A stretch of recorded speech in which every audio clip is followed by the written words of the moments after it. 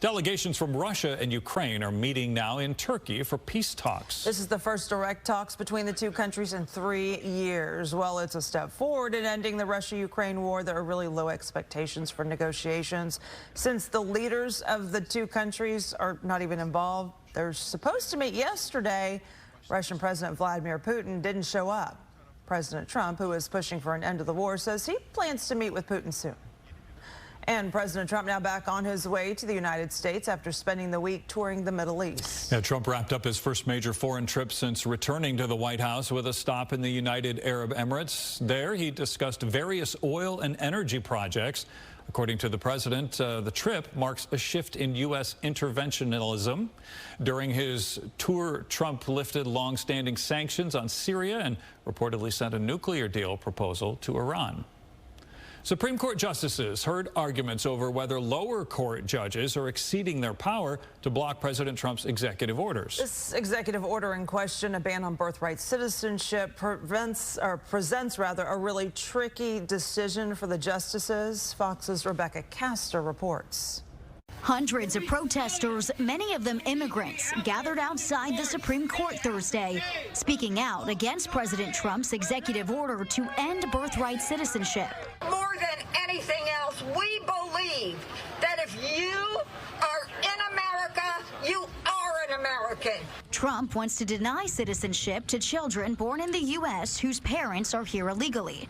But critics say it's a violation of the 14th Amendment, which states, all persons born or naturalized in the United States and subject to the jurisdiction thereof are citizens of the United States and of the state wherein they reside. And some justices do not seem eager to overturn that law. If I were in your shoes, there is no way I'd approach the Supreme Court with this case. As far as I see it, this order violates 4 Supreme Court precedents. But the White House also wants the Supreme Court to rein in federal judges who use sweeping injunctions to block the president's policies, like the birthright citizenship EO. And the justices will have to consider the legality of nationwide injunctions when ruling on this case. The practical problem is that there are 680 district court judges, and they are dedicated and they are scholarly, and I'm not impugning their motives in any way, but you know, sometimes they're wrong.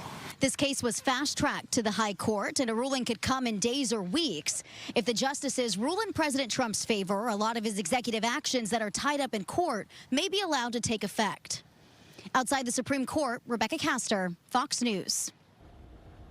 Former FBI Director James Comey under investigation by several federal agencies after a controversial social media post. Now, he put a picture of seashells forming the numbers 8647, claiming he found it that way while walking on the beach. The number 86 is a common reference, though, to killing or getting rid of someone. Trump, of course, the 47th president. Homeland Security Secretary Kristi Noem accused Comey of calling for the assassination of President Trump. After some pushback online, Comey took the picture and down and then issued a statement saying, I posted earlier a picture of some shells I saw today on a beach walk, which I assumed were a political message.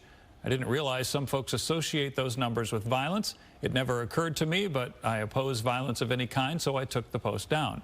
End quote. The Secret Service is now investigating to determine whether or not it was a threat to President Trump, and the FBI is apparently getting involved as well.